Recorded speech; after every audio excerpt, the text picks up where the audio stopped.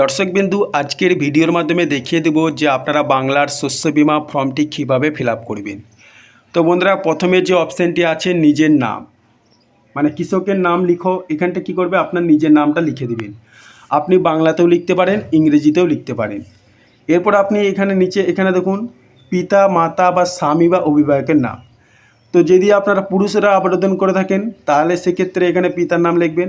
আর যদি কোনো মহিলা আবেদন করে থাকেন তাহলে বিবাহিত মহিলা হলে স্বামীর নাম লিখবেন এবং অবিবাহিত মহিলা হলে পিতার নাম লিখবেন। ঠিক আছে। এরপর এখানে বয়সটা উল্লেখ করবেন। এখানে বয়সটা আপনার বয়সটা ক্যালকুলেট করে যত বছর হচ্ছে সেই বয়সটা এখানে লিখে দিবেন। এরপরে দেখো ভোটার কার্ড বা আবশ্যিক, মানে ভোটার কার্ড নাম্বারটা আপনাকে অবশ্যই দিতে হবে। আপনার যদি ভোটার কার্ড না থাকে কিন্তু আপনি আবেদন করতে পারবেন না, এবং এটা 18 বছরের উপরে হতে হবে। ঠিক আছে। তো তার জন্য এখানে আপনার যে ভোটার কার্ড নাম্বারটি হবে সেই ভোটার কার্ড নাম্বারটি এখানে দিয়ে দিবেন। এরপরে এখানে আপনি কি জাতির মধ্যে পড়ছেন সে জাতিটা সিলেক্ট করবেন। এখানে দেখুন ওবিসি আছে, তপশিলি আছে, সাধারণ আছে, তপশিলি উপজাতি আছে। যারা ওবিসি তারা ওবিসি ক্লিক করবেন, যারা সাধারণ তারা সাধারণ, যারা এসটি এসসির মধ্যে পড়ছে সেটা এই দুটোর মধ্যে করবেন। এরপরে বন্ধুরা এখানে দেখুন মোবাইল নাম্বার চেয়েছে, এই জায়গাতে মোবাইল নাম্বার চেয়েছে, এই জায়গাটা আপনার মোবাইল নাম্বার একটা দিয়ে দিবেন। ঠিক আছে। তারপর এখানে আধার নাম্বার চেয়েছে, তো এই জায়গায় আপনার আধার নাম্বারটি দিয়ে দিবেন। এরপরে বন্ধুরা এখানে বসবাসের ঠিকানা আপনার এখানে গ্রামের নাম দিয়ে দিবেন। এখানে আপনার যে গ্রাম পঞ্চায়েত সেটা দিয়ে দিবেন। এখানে আপনার ব্লক, এখানে জেলা এবং আপনার কেসিসি আছে কিনা। এটা অনেকে ভাববেন যে এটা কি জিনিস। যাদের সমিতি মানে দিবে, বিশেষ করে যারা কৃষকের লোন নিয়ে থাকেন তাদেরকে কেসিসি ওটাকেই বলে। তো আপনার যদি কোনো লোন টোন নেওয়া থাকে তাহলে হ্যাঁ করবে, আর যদি না নেওয়া থাকে তাহলে নো করে দিবে। এবং কেসিসি যদি আপনার থাকে সেই কৃষক বন্ধুর আইডিটা এখানে দিতে হবে। ঠিক আছে। কৃষক বন্ধু আইডি নাম্বার দিতে হবে। তো আপনারা যদি থাকে বা না থাকে এটা না করেই আপনারা বেরিয়ে যাবেন। ঠিক আছে। এরপর দেখুন বিমার জন্য এই জায়গাটা একটু ভালো করে খেয়াল করবেন। ওগুলো তো সহজ, যে ব্যাপারগুলো এখানটা একটু ভালো করে খেয়াল করুন, যে বিমার জন্য প্রস্তাবিত ফসল এবং জমির বিবরণ।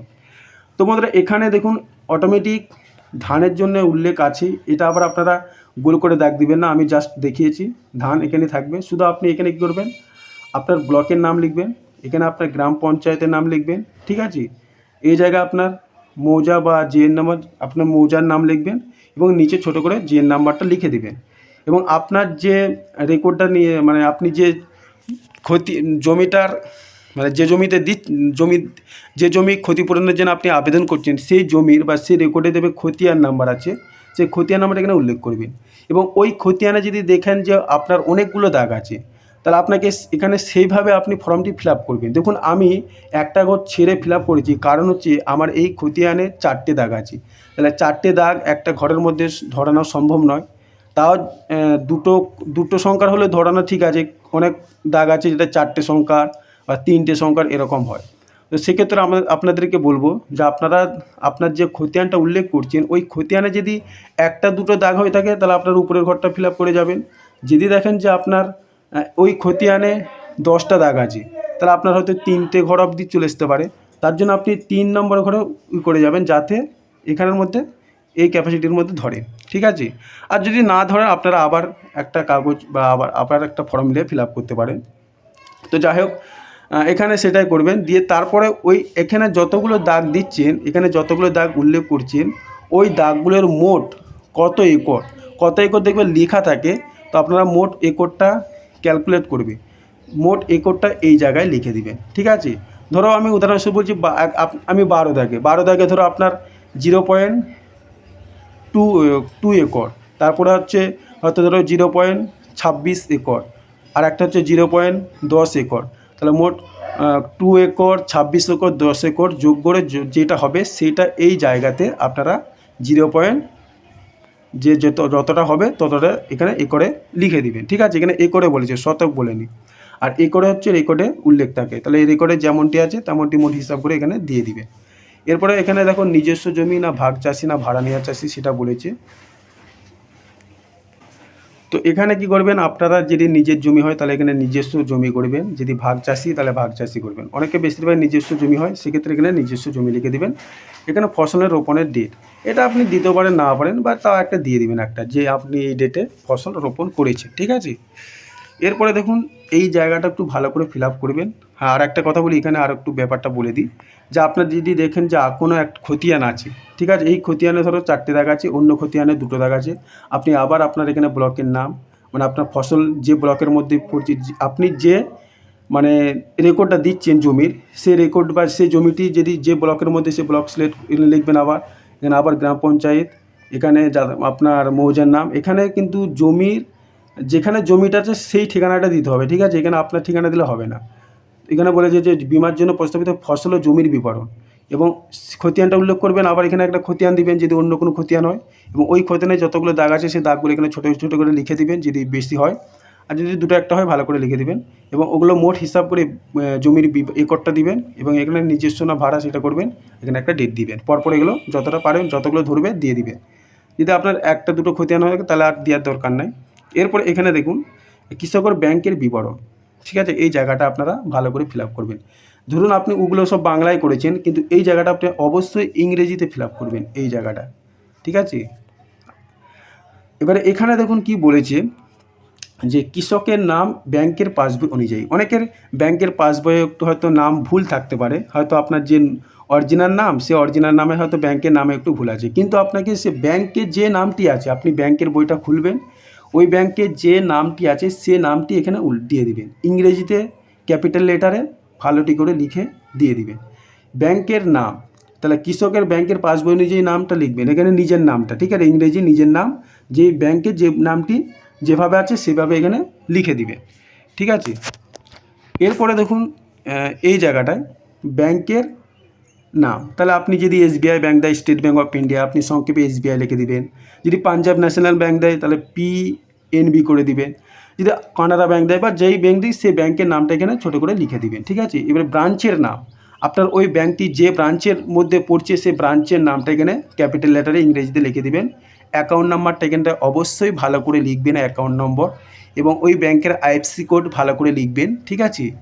এবং অ্যাকাউন্টের ধরন, এই অ্যাকাউন্টটা সেভিংস না কারেন্ট, আমরা অবশ্যই কম বেশি সেভিংস অ্যাকাউন্টই দিই, যা টাকা জমার অ্যাকাউন্ট, তো আপনি এখানে সেভিংস লিখে দিবেন, ঠিক আছে।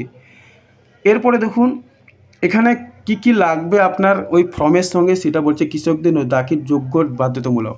তাহলে আপনাকে কি কি লাগবে এখানে সেটা বলে দিয়েছে, যে আপনার এখানে লাগবে, বন্ধুরা, এখানে লাগবে কেওয়াইসি নথি, ভোটার কার্ড এবং আধার কার্ড লাগবে, পাসবই কপি সমেত ব্যাঙ্ক অ্যাকাউন্ট নম্বর লাগবে, খতিয়ান পর্চা বা, ঠিক আছে, মানে ওই যে রেকর্ডটা লাগছে আপনার, এবং সাম্প্রতিক একটা যে সার্চিং কপি, খতিয়ান এবং দাগের যে বর্তমান সার্চিং কপি একটা লাগবে, যেটা অনলাইন থেকে বের করতে হবে, ঠিক আছে, ওটা দিতে হবে।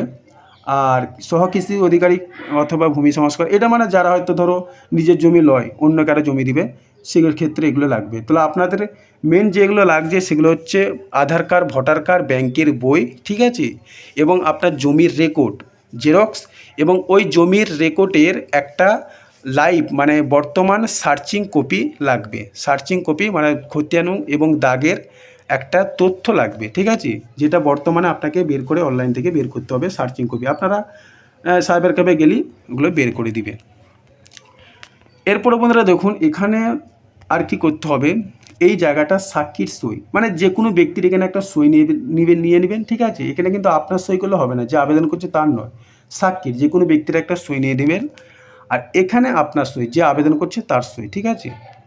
এরপর বন্ধুরা এখানে নিচের দিকে চলে আসবে, এই প্রাপ্তি স্বীকার ফর্মটি আপনিও ফিল আপ করতে পারেন, কিন্তু ওটা অ্যাকচুয়ালি ওরাই ফিল আপ করে যেখানে জমা দেন, তো আপনি নিজে করে নিতে পারেন, ঠিক আছে। তো এই জায়গাটা কিন্তু আপনাকে, এই পুরো অংশটা আপনাকে চিরকুটটা ওনারা দিয়ে দেবেন আপনার বাড়িতে রাখার জন্য, যে আপনি যে জমা দিয়েছেন তার এটা প্রমাণ, ঠিক আছে। এবং আপনি পরবর্তীকালে যদি কোনো টাকা যদি পেতে আপনার সমস্যা হয়, ঠিক আছে, সেক্ষেত্রে কিন্তু আপনাকে এই চিরকুটটা তাদেরকে নিয়ে দেখাতে হবে, আপনি যে জমা দিয়েছেন। তিনারা কী করবেন, এখানে একটা সিগনেচার করে আপনাকে এই ফর্মটি দিবে।